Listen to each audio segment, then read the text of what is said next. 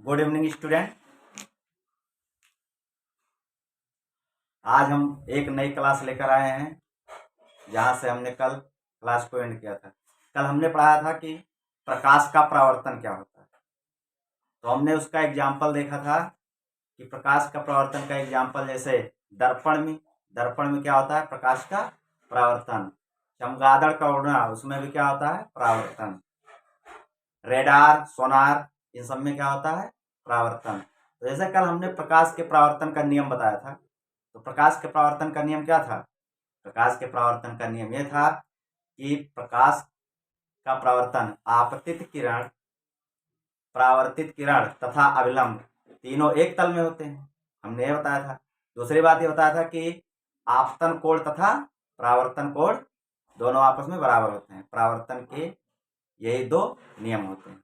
अब इसके आगे हम बात करते हैं कि परावर्तन के उदाहरण पर, जैसे दर्पण। दर्पण में हम पढ़ने जा रहे हैं, आज का टॉपिक है हमारा समतल दर्पण। समतल दर्पण, समतल दर्पण जिसको कहते हैं प्लेन मिरर। क्या कहते हैं? Plane mirror. Plane mirror, plane mirror. अब प्लेन मिरर की अगर बात करें तो प्लेन मिरर क्या होता है, जिसमें हम क्या करते हैं, अपना थूथुन देखते हैं। क्या देखते हैं? थूथुन। उसी को क्या कहते हैं? Plane mirror. तो प्लेन मिरर अगर देखें तो प्लेन मिरर में अगर देखा जाए तो ये प्लेन होता है पूरा, और इस पर क्या किया जाता है, एक भाग इसकी क्या की जाती है, कलई की जाती है। अब अगर हम यहाँ पे देखें तो अगर कोई व्यक्ति या कोई भी आदमी क्या करता है, अगर इस मिरर के सामने v वेलोसिटी से दौड़ रहा है तो उसका इमेज जो होगा वो 2v वेलोसिटी से दौड़ेगा। 2v वेलोसिटी से, जैसे हम लोग जानते हैं कि जैसे हम लोग देखे होंगे जिम में और डांस क्लासेस, जिसको कहते हैं नचनिया पाठशाला।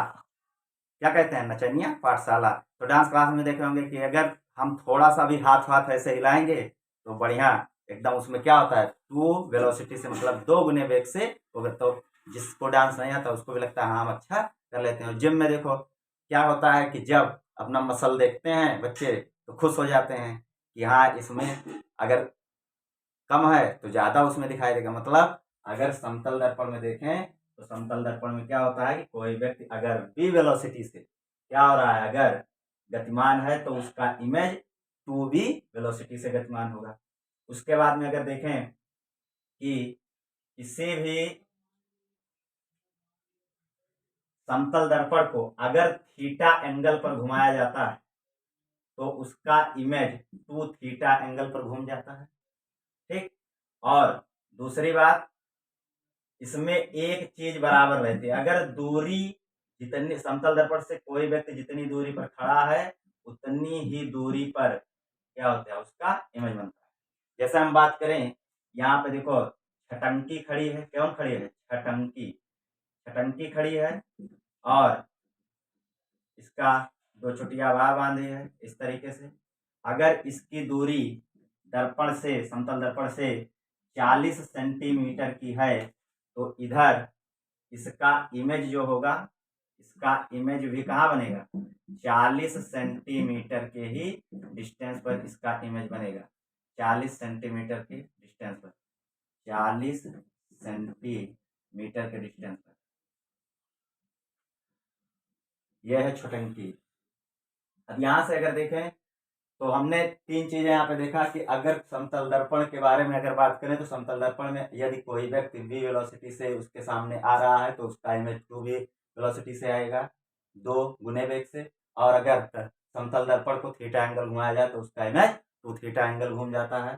और दूसरी बात अगर करें तो दूरी, अगर दर्पण से कोई व्यक्ति 40 सेंटीमीटर की दूरी पर खड़ा है तो उसका इमेज भी 40 सेंटीमीटर की दूरी पर बनेगा। ठीक। अब उसके बाद में अगर बात करें, इसका यूज कहाँ देखते हैं, जैसे हम देखते हैं जहां पर क्या करते हो, बाल कटाने जाते हो नाई की दुकान पर, सैलून में देखते हैं। जैसे यहाँ पे अगर बात करें तो यहाँ पे देखिए सैलून में क्या होता है कि अगर कोई व्यक्ति है, मान लेते हैं छोटुआ बैठा है और ये क्या कर रहा है, बाल कटा रहा है। यहाँ पर इस तरीके से कुर्सी है लगी हुई है, कुर्सी पर बैठा है, इसके सामने क्या है, समतल दर्पण। तो यहाँ पे देखो कोई जब किसी का इंतजार करने लगता है तो पीछे देखता है कि दलिद्दर तो नहीं लग रहे हैं, मार सटियाने लगता है दर्पण के सामने कि दलिद्दर उधर तो नहीं लग रहे हैं। तो यहाँ पे देखो, यहाँ पे क्या होता है कि इसमें बहुत सारे चेहरे दिखाई देने लगते हैं, मतलब कई सारे चेहरे। तो अगर यहाँ से हमें निकालना है कि समतल दर्पण के सामने अगर कोई एंगल पर, मान लेते हैं अगर निकालना है कि प्रतिबिंबों की संख्या, तो n बराबर उसका फार्मूला होता है 360 अपान थीटा। थीटा क्या है, थीटा दो दर्पण को आमने सामने, दो दर्पण को आमने सामने जिस एंगल पर रख दिया जाएगा उस एंगल को थीटा से दिखाएंगे। अगर हम मान लेते हैं कि ये दोनों एंगल जो है थीटा बराबर 30 डिग्री पर रखे गए हैं दोनों दर्पण, तो यहाँ पे अगर नंबर ऑफ प्रतिबिंब निकालें तो n बराबर 360 अपान में कितना हो जाएगा 30 डिग्री, भाग देंगे तो 0 से 0 कट जाएगा, 12 3 36, मतलब इसमें क्या दिखाई देगा, 12 इमेज दिखाई देगा, 12 इमेज। लेकिन यहाँ पर 12 प्रतिबिंब, लेकिन यहाँ पर अगर बात करें तो हमेशा प्रतिबिंब किस में आना चाहिए, विषम में आना चाहिए। मतलब अगर नंबर ऑफ इमेज, प्रतिबिंबों की संख्या अगर इवन मिल रही है, मतलब सम संख्या मिल रही है, तो इसमें से हम क्या कर देते हैं, एक माइनस कर देते हैं। तो यहाँ पे कितना इमेज दिखाई देगा, 11 इमेज। तो यहाँ से हमारा आंसर हो जाएगा 11।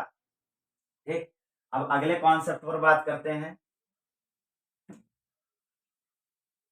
अगले कॉन्सेप्ट पर बात करते हैं। अब आता है हमारा जो अगला टॉपिक पढ़ेंगे हम। अब अगला टॉपिक जो हमारा आता है, अगर उसके बारे में बात करें बच्चों, ध्यान से समझिएगा। देखिए यहाँ पर अगला टॉपिक हमारा आता है गोलीय दर्पण द्वारा, गोलीय दर्पण द्वारा प्रतिबिंब का बनना, गोलीय दर्पण द्वारा प्रतिबिंब का बनना, गोलीय दर्पण द्वारा प्रतिबिंब का बनना। तो अगर गोलीय दर्पण की बात करें तो हम यहाँ पे क्या लेते हैं, एक कांच का गोला लेते हैं, कांच का गोला लेते हैं, कांच का क्या लेते हैं, गोला। अब देखो अगर बात करें तो फिजिक्स में क्या होता है, हर चीज बाएं से, अगर प्रकाश की किरणें आएंगी तो हमेशा बाएं साइड से आएंगी, और जब बाएं साइड से आएंगी तो यहाँ पे अगर देखें तो अगर यहाँ से हम इसका ये वाला भाग कलई कर दें, ये वाला भाग अगर कलई कर दें, कलई कर दें, कलई कर दें, और उसके बाद में क्या होगा कि अगर इसको यहाँ से क्या कर दिया जाए, कट कर दिया जाए, यहाँ से कट कर दिया जाए, तो ये कुछ इस तरीके से अगर बनाए तो ये एक क्या बनेगा, कर्व जैसा बनेगा। यहाँ पे अगर देखें तो ये भाग क्या है हमारा, कलई, और कट करके निकाल दी। तो यहाँ पे अगर देखें तो जो इसका धंसा हुआ भाग है, प्रकाश की किरणें, हम अभी बात किए कि प्रकाश की किरणें हमेशा किधर से आएंगी, बाईं ओर से आएंगी, प्रकाश की किरणें हमेशा बाईं ओर से आएंगी। तो जब बाईं ओर से आएंगी तो जब तक हम एक भाग इसका कलई नहीं करेंगे तब तक क्या होगा, इसका परावर्तन नहीं होगा। और परावर्तन करने के लिए सबसे पहले हम बनाते हैं। तो देखो यहाँ पे क्या होगा बेटा कि यहाँ से परावर्तक तल जिसका दबा हुआ होता है वो कौन सा दर्पण होता है, जिसका परावर्तक तल, परावर्तक तल मतलब जहां से प्रकाश की किरणें आएंगी परावर्तित होकर फिर उसके माध्यम में चले जाएंगी उसे। तो जिसका दबा हुआ भाग मतलब धंसा हुआ भाग जो होता है, जिस दर्पण का धंसा हुआ भाग परावर्तक तल होता है, उस दर्पण को कहते हैं अवतल दर्पण। कौन सा दर्पण कहते हैं, अवतल दर्पण। उस दर्पण को कहते हैं अवतल दर्पण। इंग्लिश में कहते हैं कॉनकेव मिरर।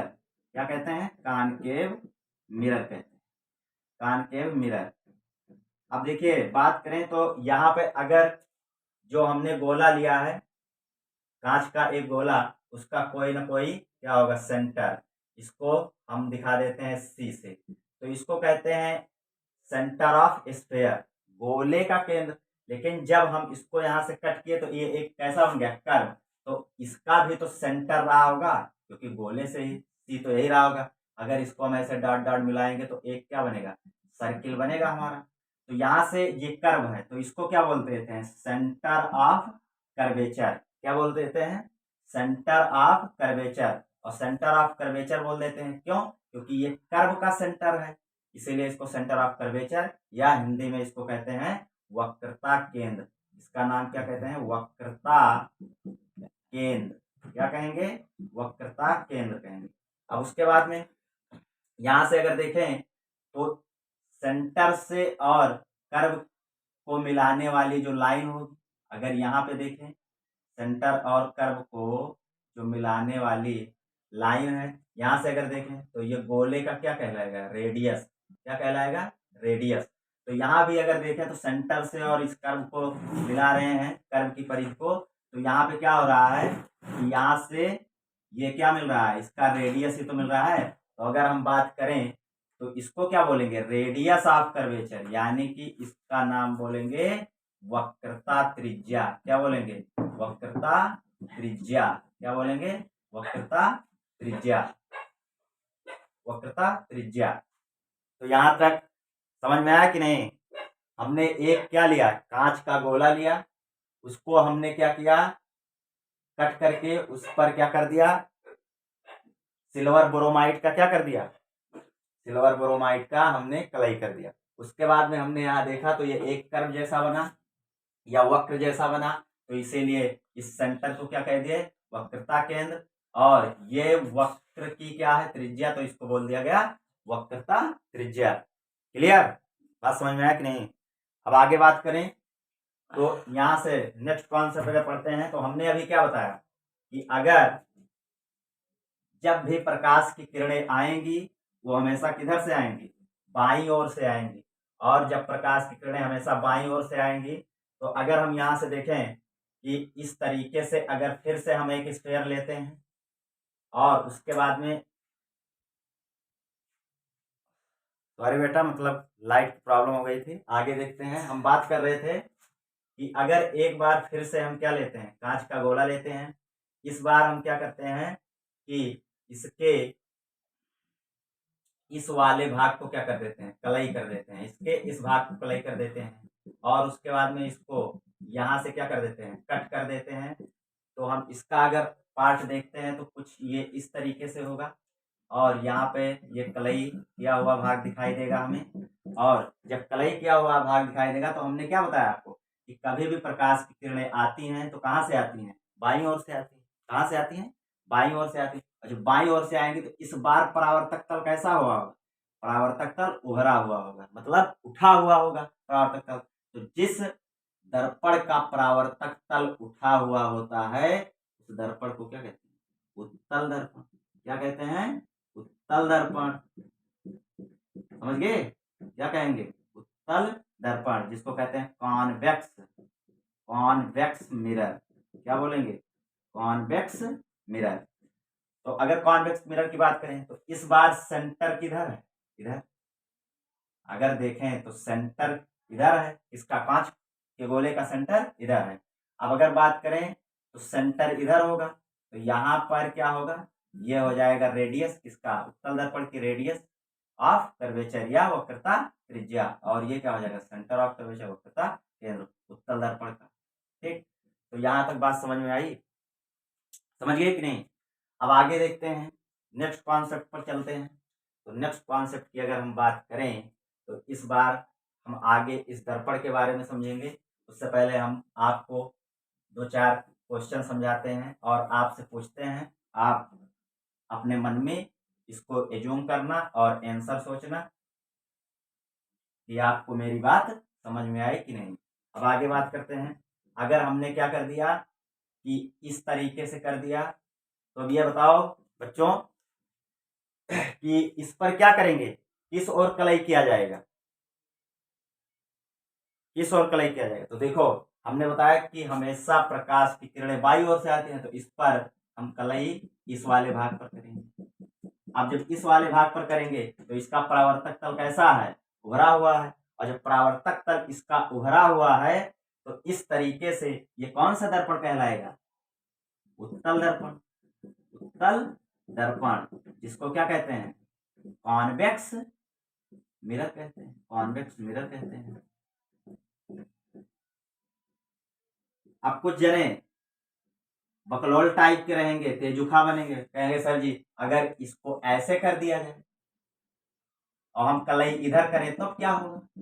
तो बबुआ देखो इधर, इस बार कलई हमने इधर किया, अब ये बताओ परावर्तक तल इसका किधर है, दबा हुआ है, मतलब धसा हुआ है। तो यहां पर जिस दर्पण का धसा हुआ भाग परावर्तक तल होता है उस दर्पण को कौन सा दर्पण कहते हैं, अवतल दर्पण। कौन सा दर्पण कहते हैं, अवतल दर्पण। अवतल दर्पण, अवतल दर्पण। अब आगे अगर बात करें, इधर देखिए, अब हम आप लोगों से पूछते हैं इस तरीके से कौन सा दर्पण हुआ, कहां सोचने लगे, कहां अभी दर्पण हुआ, इस पर जब तक कलई नहीं करेंगे। देखो तो हम क्या बताए कि हमेशा प्रकाश की किरणें बाई ओर आएंगी, तो इस तरीके से हमने इधर कलई किया क्योंकि हमें कलई दाईं ओर करना होगा। अब जब हमने कलई कर दिया, अब देखो प्रकाश की किरणें इधर आएंगी, लेकिन ना ही इस दर्पण का परावर्तक तल दबा हुआ है और ना ही उठा हुआ है। तो इसलिए ये कौन सा दर्पण, देखो तो ये क्या है, प्लेन में है, तो इसे क्या कहेंगे, प्लेन मिरर, या प्लेन मिरर, या इसको कहेंगे समतल दर्पण। क्या कहेंगे, समतल दर्पण। इससे पहले हम समतल दर्पण के बारे में बता ही चुके हैं। समतल दर्पण, समतल दर्पण। अब आगे अगला कॉन्सेप्ट की अगर बात करें तो अब हम आपको बताते हैं कि वक्रता त्रिज्या और फोकस दूरी में, वक्रता त्रिज्या और फोकस दूरी में क्या संबंध होता है, वक्रता त्रिज्या और फोकस दूरी में क्या संबंध होता है। तो वक्रता त्रिज्या और फोकस दूरी में संबंध की अगर बात करें तो हम एक लेते हैं अवतल दर्पण। क्या लेते हैं बेटा, अवतल दर्पण। अवतल दर्पण क्या लेंगे, अवतल दर्पण। हमने यहाँ पर एक ले लिया अवतल, अवतल दर्पण। हमने क्या ले लिया, अवतल दर्पण। अवतल दर्पण लिया। अब हमने अभी अभी देखा कि इसका कोई ना कोई सेंटर ऑफ कर्वेचर होगा जिसको हम रिप्रेजेंट करते हैं सी से, और इस दर्पण से सेंटर ऑफ कर्वेचर, इस दर्पण से ये मिड पॉइंट को क्या कहेंगे। सबसे पहले इसकी बात कर लेते हैं कि अवतल दर्पण के मिड पॉइंट को क्या कहते हैं, पोल, जिसको कहते हैं हिंदी में ध्रुव। तो ये दर्पण का क्या हो गया, ध्रुव हो गया। और जब दर्पण का ध्रुव हो गया तो दर्पण का ध्रुव हो गया तो दर्पण के ध्रुव से वक्रता केंद्र से जाने वाली लाइन, ध्रुव से वक्रता केंद्र से जाने वाली लाइन, टेक्निकल प्रॉब्लम बेटा, सॉरी। हम बात कर रहे थे कि हमने एक अवतल दर्पण लिया, इसका मिड पॉइंट को हम क्या कहते हैं, ध्रुव कहते हैं। यहाँ पर इसका सेंटर ऑफ कर्वेचर होगा। तो ध्रुव और सेंटर ऑफ कर्वेचर से जाने वाली लाइन दर्पण की क्या कहलाती है, दर्पण की मुख्य अक्ष कहलाती है। क्या कहलाती है, मुख्य अक्ष। और सीबीएसई बोर्ड वाले ध्यान देंगे, इसको कहते हैं प्रिंसिपल एक्सिस। क्या कहेंगे, प्रिंसिपल एक्सिस कहेंगे, प्रिंसिपल एक्सिस। और हिंदी वाले एक इसका और ध्यान दे देंगे, इसको प्रधान अक्ष भी कहते हैं। क्या कहते हैं, प्रधान अक्ष भी कहते हैं, प्रधान अक्ष भी कहते हैं। अब आगे देखिए, तो हमने ये बात तो अगर हम इसके फोकस दूरी की बात करें तो पोल और सेंटर ऑफ कर्वेचर के बीच एक मिड पॉइंट होता है जिसको हम कहते हैं फोकस, मुख्य फोकस। इसको हम रिप्रेजेंट करते हैं किससे, एफ से। तो इसके मिड पॉइंट को तो अगर देखें तो ये टोटल कितना है, सेंटर से और ध्रुव से मिलाने वाली जो लाइन होगी उनके बीच की जो दूरी होगी वो क्या कहलाएगी, रेडियस ऑफ कर्वेचर। ये आर के बराबर होगा, आर के बराबर होगा। अब यहां से अगर बात करें तो ये आर का क्या होगा, आधा होगा, और इसको हम दिखाते हैं एफ से, मुख्य फोकस के बिंदु और ध्रुव के बीच की दूरी को एफ से। तो अगर देखें तो यहां से एक संबंध निकल रहा है क्या, आर बराबर 2f। अगर यहां से बात करें तो आर क्या है, एफ का 2 गुना है, मतलब ये भी एफ है। यहां से क्योंकि मुख्य फोकस पोल और वक्रता केंद्र के बीच का क्या होता है, आधा होता है, मतलब बीच में होता है, इसके ध्रुव और वक्रता केंद्र के बीच में। तो यहां से अगर देखें तो एक बढ़िया खूबसूरत क्या निकल के आता है, रिलेशन, संबंध निकल के आता है। संबंध क्या होता है कि आर बराबर होता है 2f। क्या होता है, आर बराबर 2f। अगर 2 को हम इधर भेजें तो यहां से हमें मिलेगा r/2 बराबर f। तो यहां से एक रिलेशन निकला कि वक्रता त्रिज्या फोकस दूरी की 2 गुनी होती है। मोस्ट इंपॉर्टेंट क्वेश्चन बहुविकल्पी के लिए, वक्रता त्रिज्या फोकस दूरी की 2 गुनी होती है। और अगर दूसरा देखें, फोकस दूरी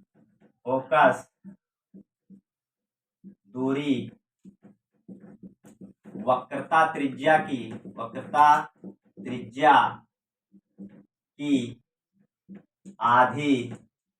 आधी होती है। वक्रता त्रिज्या की आधी होती है। जब वक्रता त्रिज्या की आधी होती है तो यहाँ पे इस क्वेश्चन में बहुत सारे स्टूडेंट, बहुत सारे विद्यार्थी, बहुत सारे लड़के जो बकलुअल टाइप के होते हैं वो क्या करते हैं, वक्रता त्रिज्या फोकस दूरी की 2 गुनी होती है, हमने ये बताया।